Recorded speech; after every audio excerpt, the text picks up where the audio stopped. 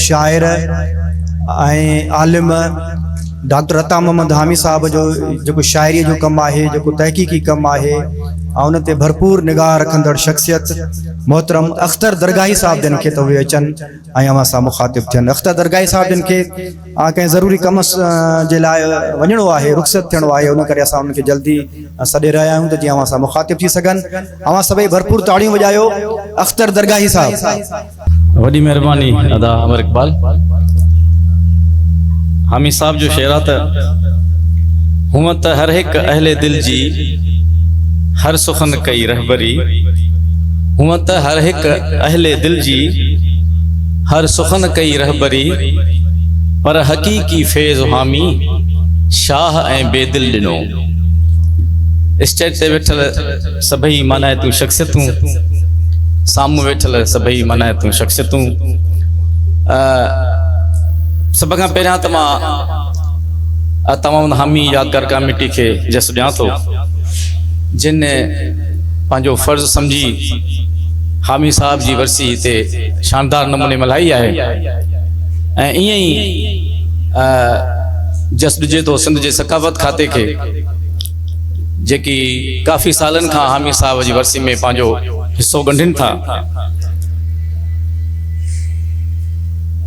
अज़ीम क़ौमूं पंहिंजनि अज़ीम फ़र्दनि खे यादि कंदियूं आहिनि, ऐं अता मोहम्मद हामी साहब यकीनन एॾी वॾी शख़्सियत हुयो, मां त हुनखे रोल मॉडल चवंदुसि त हिन इलाइक़े जे समूरनि माण्हुनि खे। हूअं त हामी साहब सॼी सिंध जो हुयो, सो कनासरे में हामी जो ज़िक्र थिए या खैरपुर में थिए या कराची में थिए।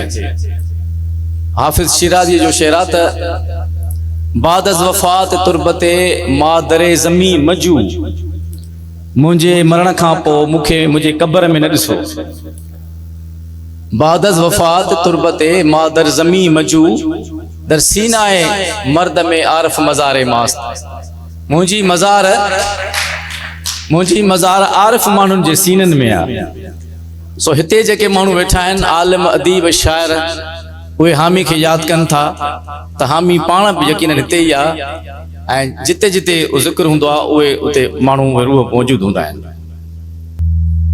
मुंहिंजो जेको उनवान आहे हामी साहब जे हवाले सां, मां मुख़्तसर ॻाल्हि कंदुसि, उनखे तफ़सीली तौर ते लिखी करे उनखे किथे शायो ज़रूरु कराइबो। उहो ख़ासि तौर ते हामी साहब जी सचल शनासीअ ते आहे।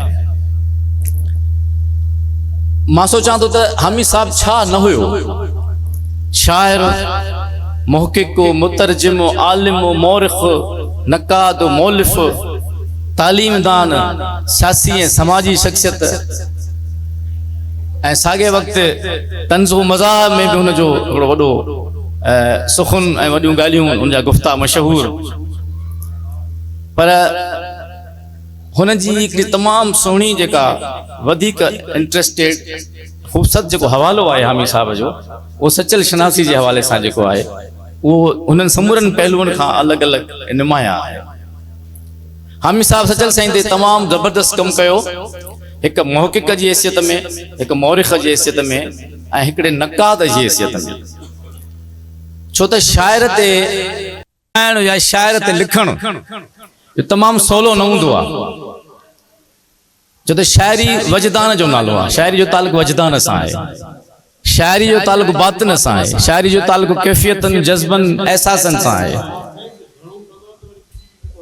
न मां घणो कोन कंदुसि, तव्हां थोरो ॿुधो,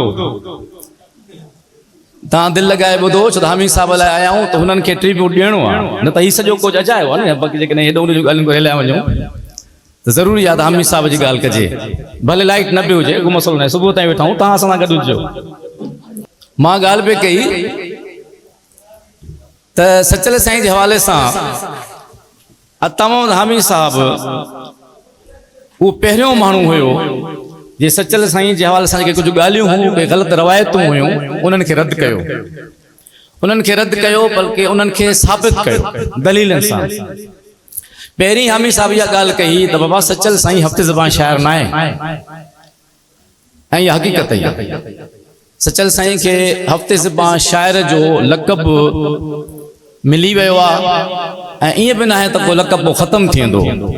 कुझु लक़ब अहिड़ा हूंदा आहिनि जेके घणे अरसे खां इस्तेमालु थींदा आहिनि पर उहे सही न बि हुजनि पर उन्हनि खे रद्द न करे सघिबो आहे। अहिड़ा खोड़ असां वटि मिसाल आहिनि। जंहिंखे असां मंसूर था चऊं उहो मंसूर न हो, उहो हुसैन हुयो। मंसूर हुनजे पीउ जो नालो, पर असां हिते वेही तय कयूं अॼु खां पोइ मंसूर खे मंसूर न सॾियो, हुनखे हुसैन बिन मंसूर सॾियो या हुसैन हुलाज सॾियो त थी न सघंदो, उहो मंसूर ई थी वियो आहे हुनजो मंसूर जो पुटु आहे। निज़ामुद्दीन औलिया आहे, औलिया वलीअ जो जमो आहे, निज़ामुद्दीन वली थियणु घुरिजे पर हू औलिया आहे त असांखे औलिया ई चवणो पवंदो। त हफ़्ते ज़िबा सचल साईं खे लक़ब त मिली वियो पर हामी साहब इहो चयो ऐं साबित बि कयो त हू 4 ॿोलियुनि जो शाइर हो। सचल साईं सिंधी, सराइकी, उर्दू ऐं फारसी। हू हफ़्ते ज़िबा 7 ॿोलियुनि जो शाइर कोन हो, कंहिं अक़ीदत में चई छॾियो। हा बाक़ी सचल साईं 7 त छा अलाए केतिरनि ज़बानुनि जो वॾो आलिम हुयो, अलाए 7-8 ज़बानुनि खां वधीक ज़बानुनि जा लफ़्ज़ हुनजी शाइरीअ में हुनजी तसनीफ़ुनि में असांखे मिलनि था पिया। ऐं ॿी इहा ॻाल्हि कई हामी साहब सचल साईं जे हवाले सां त सचल साईं सिंधी ग़ज़ल गू शाइर न आहे। सचल साईं सिंधी ग़ज़ल न आहिनि लिखिया, जेके कुझु माण्हू चवनि पिया त हीअ ग़ज़ल जो शाइर आहे। सिंधी ग़ज़ल जा बुनियाद सचल साईं वटि ज़रूरु पिया, छो त इल्म उरूज़ जो माहिर शाइर हो, फारसी जो साहिब दीवान शाइर हुयो। तंहिंजे करे हुन जेके पंहिंजूं ग़ज़लाइतियूं काफ़ियूं लिखियूं जेके वज़न बहर जे हिसाब सां उरूज़ ते बि हुयूं, पर हुनजो मौज़ू तसव्वुफ़ हुयो या मिजाज़ हुयो ऐं हुनजी जेका ॿोली बि हुई उहा बि प्योर अॼु जे उर्दू जी न हुई, रेख्ता उर्दू हुई या पूर्वी उर्दू हुई, पर उहे काफ़ियूं आहिनि, इहे ग़ज़ल न आहिनि। टी ॻाल्हि जेका हामी साहब सचल साईं लाइ चई त जेको सचल साईं जो कलाम हुनजे सराइकी वारे रसाले में अची वियो आहे उहो सचल साईं जो असुलु को उर्दू कलाम न आहे ऐं इहा बि हक़ीक़त आहे। उहे सचल साईं जूं उर्दू काफ़ियूं उन्हनि खे इस्लाह करे उनखे ॿी ॿोली उर्दूअ जी मौजूदा ॿोली ॾेई करे मुरतबनि मौलिफ़नि सचल साईं ॾांहुं उहो कलाम मनसूब करे छॾियो ऐं इहा ॻाल्हि बि हामी साहब जी हक़ीक़त ते मुबनी आहे। ऐं चौथी ॻाल्हि इहा हामी साहब रद्द कई त बहरे तवील को सचल साईं जो लिखियलु आहे। हुन चयो त 146 जेके सिटरूं आहिनि इन बहरे तवील जूं उन्हनि मां सिर्फ़ु 5 शेर सचल साईं जा आहिनि, सिर्फ़ु 5 शेर, बाक़ी 141 शेर सचल साईं जा न आहिनि, मुस्तनद न आहिनि त उहे सचल साईं जा आहिनि। छो त उहो चवे थो हुन में टेक्निकल ग़लतियूं, एॾो वॾो आलिम, एॾो पको पुख़्तो शाइर, शाइरी जी वज़न बहर में काफ़ी दफ़े में एॾी ग़लती नथो करे सघे जेको बहरे तवील में सचल साईं जे शेर में।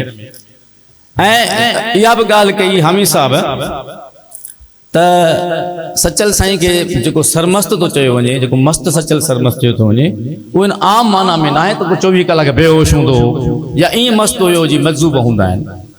हुन चयो त सचल साईं वॾो आलिम हुयो, वॾो स्कॉलर हुयो, वॾो इंटेलेक्चुअल हुयो। हू सचल साईं जे दरगाह जो ख़लीफ़ो हुयो। हुनजे दौर में 2 या 3 सजाद नशीन थी गुज़रिया ऐं अॻे इहो रवाजु हूंदो त सजाद नशीन या गादी नशीन लोढ़े मां ॿाहिरि न निकिरंदो हुयो, उते उन्हनि खे उते ई दरगाह ते मौजूदु रहणो हुयो जीअं हेडक्वार्टर उहो ख़ाली न थिए। ख़लीफ़ो जेको हूंदो बाक़ी समूरा कमकार दरगाह जा, मुरीदनि जा, ख़ानदान जा उहो सरंजाम ॾींदो ऐं उहो जेको कमु हुयो उहो सचल साईं ते हुयो। सचल साईं समूरा उहे कम कारियूं कंदो हो, ईअं न हो त 24 कलाक मस्तीअ में या मदहोशीअ में या जज़्ब जी कैफ़ियत में रहंदो हुयो। हुनजी जेका सरमस्ती आहे, हुनजी जेका मस्ती आहे सचल साईं जी, उहा ईअं आहे जीअं कंहिंखे हू आउट स्पोकन हुयो, मुंहं ते सच चई ॼणो केर बि हुजे। ऐं इहो सच चवण वारी मस्ती जेका आई जो हुन नालो ई सचल थी वियो अब्दुल वहाब मां। अब्दुल वहाब मां जेकॾहिं सचल थी वियो त उहो बि सच चवण जे करे थी वियो, एॾो सच ॻाल्हाईंदो हुयो, सभिनी खे मुंहं ते चईंदो। इहे सभई ॻाल्हियूं अता मोहम्मद हामी साहब पहिरियों दफ़ो सचल साईं जे हवाले सां इन्हनि ते ज़ोर ॾिनो ऐं उन साबित कयो ऐं तहक़ीक़ रोशनी में अॻे जेके अहिड़े क़िस्म जूं ग़लति रवायतूं हामी साहब रद्द कयूं। उनखां पोइ सचल साईं जेको बि हामी साहब जो कमु आहे इंतिहाई शानदार आहे, बल्कि वॾो तमामु हिकिड़ी सचल साईं जूं 8 मसनवियूं आहिनि, फारसी मसनवी। उन्हनि मां 7 मसनवियुनि जो सिंधीअ में मंज़ूम तर्जुमो हामी साहब कयो। पहिरां जीअं मूं गुज़ारिश कई त त शाइर ते ॻाल्हाइण ई तमामु ॾुखियो आहे। शाइर हुजणु त ॿी शइ आहे, पर शेर फ़हम हुजणु तमामु ॾुखी शइ आहे। ऐं शाइर जो जी तशरीह करणु, सचल साईं जी तशरीह करणु तंहिं ई ॾुखी आहे। ऐं फ़ारसी जेकॾहिं नसरी तर्जुमो करे हा, नसर में जेकॾहिं हुनजो जेके तशरीह करे हा, उहा अञा थी सघे थो सवली थिए हा। पर हामी साहब सचल साईं जे 7 ई मसनवियुनि खे मंज़ूम सिंधीअ में तर्जुमो कयो आहे। ऐं एॾो त हुन में आर्ट आहे, एॾो त ख़ूबसूरत तर्जुमो आहे जो तव्हां जेकॾहिं पढ़ंदव, मां चाहींदुसि तव्हांखे गुज़ारिश कंदुसि त नीअ जा नाला जेको किताबु आहे हामी साहब जो, जंहिंमें सचल साईं जे 7 मसनवियुनि जो हुन सिंधी में तर्जुमो कयो आहे, उहो ज़रूरु पढ़ो। हुन में सचल साईं जो जेको फ़िक्र आहे उहो ॾाढो चिटो नज़र थो अचे।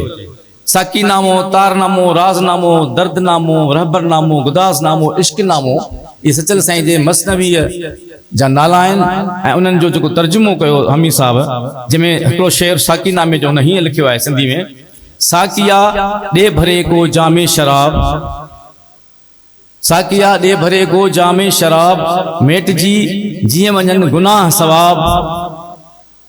जीअं उनजो आहे सादी जो आहे, साकिया बरखेज़ दर्दो हाफ़िज़ जो आहे, साकिया बरखेज़ दर्दो जामरा, खाक बर सरकुन गमे अयामरा। ए साकी मूंखे जाम प्यार, खाक में हणो गमन जे दौर खे। उतां मुतासिर थियो हूंदो सचल साईं, छो त हाफ़िज़ सचल खां अॻे आहे। साकिया ॾे भरे को जामे शराब, मेटजी जीअं वञनि गुनाह सवाब। अहिड़ी मै ॾे हिन ज़माने में, अहिड़ी मै ॾे हिन ज़माने में, दिलि ॻरी ऐं हुजे अखियुनि में आब। ही जेको तर्जुमो आहे उहो किते जी सूरत में आहे। मसनवी ॿिनि शेरनि जो हिकु शेर हूंदो आहे। तारनामे में चए थो, यार फरमाए थो चिटो हिकु मसनवी। हिन शेर ते जेको तर्जुमो कयो आहे अता मोहम्मद हामी साहब, इहो मौलाना जलालुद्दीन रूमीअ जो असर नज़र थो अचे सचल साईं ते। मसनवी वो मानवी वो मौलवी, हस्ते क़ुरान दर ज़बान पहलवी। सचल साईं चए थो, यार फरमाए थो चिटो हिकु मसनवी, राज़ वारा बेत थोरा मानवी। उहो साॻियो ख़्याल फ़ारसी मसनवी में तारनामे में सचल साईं खणी आयो आहे, जंहिंजो तर्जुमो हामी साहब सिंधीअ में ॾाढो शानदार ऐं सुहिणो कयो आहे। पोइ वरी सचल साईं चवे थो फ़ारसीअ में, मूं हींअर पंहिंजा ग़ज़ल पूरा कया, राज़नामे में चवे थो। हे हामी साहब जो तर्जुमो आहे, असुल फ़ारसी में आहे। मूं हींअर पंहिंजा ग़ज़ल पूरा कया, दिलि में लेकिन राज़ कुझु रहिजी विया। तंहिं करे हिकु मसनवी ॿीहर लिखां, जंहिंखे पोइ वक़्त में ज़ाहिर कयां। केॾी केॾो सुठो सुहिणो तर्जुमो आहे सचल मसनवी जो। या इश्कनामा जो तर्जुमो कयो अथई त इश्क मां आदम ख़ुदा पैदा कयो, उनखे मख़लूक़ात में आला कयो। या दर्दनामे जो, अॼु वरी आहे निरालो हिकु ख़्याल, ॿुध ॿुधायां थो उन्हीअ जो तोखे हाल। होर सां ॿुधे ही हक़ीक़त हाल जी, छॾ विसारे ॻाल्हि ॿी हर ताल जी। या जाब जा वजूद आहे हिकु ख़ुदा, सरबसर मशहूर आहे हिकु ख़ुदा। ही मूं थोड़ा मिसाल पेश कया आहिनि तव्हांखे अता मोहम्मद हामी साहब जे सचल साईं जे 7 मसनवियुनि जो मंज़ूम तर्जुमे जा। आख़िरी ॻाल्हि करे मां अव्हां खां इजाज़त वठंदुसि त हामी साहब जी ज़िंदगीअ ते, उनजे कम ते, उनजे इल्म ते, उनजे तहक़ीक़ ते, उनजे शाइरीअ ते जेकॾहिं तव्हांखे सही सही सम्झणो आहे त उन में अकबर इक़बाल जो किताब ज़रूरु पढ़ो, जंहिंजी हिते मुहूरत बि थियणी आहे। जीअं त मूंखे वञिणो आहे। अकबर इक़बाल असांजो इंतिहाई मञाए थो, तमामु ज़हीन लेखक, सुठो शाइर ऐं सुठो मौक़िक़। हुन जंहिं अंदाज़ सां हामी साहब जे इन सवाने खे पंहिंजी एमफिल थीसिस में सहेड़ियो आहे, मूंखे वक़्तु हुजे हा, छो त अॻ में ई दाह थी वई आहे टाइम जी, मां हिन ते भरपूर ॻाल्हाए सघां थो। अमर इक़बाल जे किताब ते मौक़ो मिलियो त उन में ज़रूरु ॻाल्हाईंदुसि। उन में हुन अमर इक़बाल साहब हामी साहब जी शख़्सियत खे, हुनजी शाइरीअ खे मुख़्तलिफ़ दौरनि में विरहायो आहे ऐं हुनजी शाइरीअ जा समूरा जेके उन समूरियूं ख़ूबियूं ख़ासियतूं उन में हिकु हिकु शेर में इंतिहाई गहराई सां हुनजो मुतालो थियल आहे। ऐं इंतिहाई सिंधी अदब जे ऐं तनक़ीदी अदब जे हवाले सां, त सवानही अदब जे हवाले सां अमर इक़बाल जो इहो किताब इंतिहाई काराइतो ऐं इंतिहाई अहम किताब आहे। ऐं हूअं बि हामी साहब जी जेको शाइरीअ में जेका हैसियत आहे उहा बि तमामु वॾी अहम आहे। छो कि हामी साहब खां अॻु में खैरपुर में जेके शाइर हुया तमामु थोड़ा हुया। हामी साहब खैरपुर जो पहिरियों जदीद शाइर आहे। हामी साहब खां अॻु में मीर अली नवाज़ नाज़, उन खां अॻु में पीरल फ़कीर फुलपोटरो ऐं उन खां विच ते अलहयार फ़कीर। इहे खैरपुर जे पसगिरदाई जा सिर्फ़ु 3 शाइर हूंदा हुआ। जेके ज़िक्र लाइक़ जेके मां शाइर चवां उन खां पोइ जेकॾहिं को शाइर उभरियो त अता मोहम्मद हामी साहब हुयो जेको उन दौर में नुमाइंदगी कंदो हो शाइरनि में ख़ैरपुर जे तरफ़ जी। बाक़ी मीर साहबनि वटि दरबारी शाइर खोड़ हूंदा मीर साहबनि वटि हाकिमनि वटि जेके आहे सो हू पाण बि शाइर हुया फारसी जा शाइर हुया सिंधी जा बि शाइर हुया पर उन्हनि जो सिंधी अदब में सिंधी शाइरी में को एॾो वॾो मक़ाम न आहे सवाइ इन्हनि शाइरनि जो ख़ैरपुर में जंहिंजो मूं ज़िक्र कयो हामी साहब खां अॻु में अल्लाह यार फ़कीर पीर अल फ़कीर फुल पोटरो ख़ैरपुर जी ॻाल्हि थो कयां ख़ैरपुर जो तालको पीर अल फ़कीर फुल पोटरो अल्लाह यार फ़कीर अली मीर अली नवाज़ नाज़ जो तज़किरो ज़रूरु थींदो ऐं उन खां पोइ अता मोहम्मद हामी ख़ैरपुर जे शाइरीअ जे कतार में शाइरी जी हिस्ट्री में अची था वञनि। इहे लफ़्ज़ चई मां वहीं जाइ वठंदुसि ऐं हिकु दफ़ो वरी अता मोहम्मद हामी यादगार कमेटीअ खे सलाम पेश कंदुसि ऐं डॉक्टर नसीर साहब खे बि जस हुजे जेके ज़ाहिर अहिड़ी औलाद हुजणु खपे जेके पंहिंजनि वॾनि जो विरसो संभाले ऐं उन्हनि खे अॻिते वधाए। अव्हां जी वॾी महिरबानी।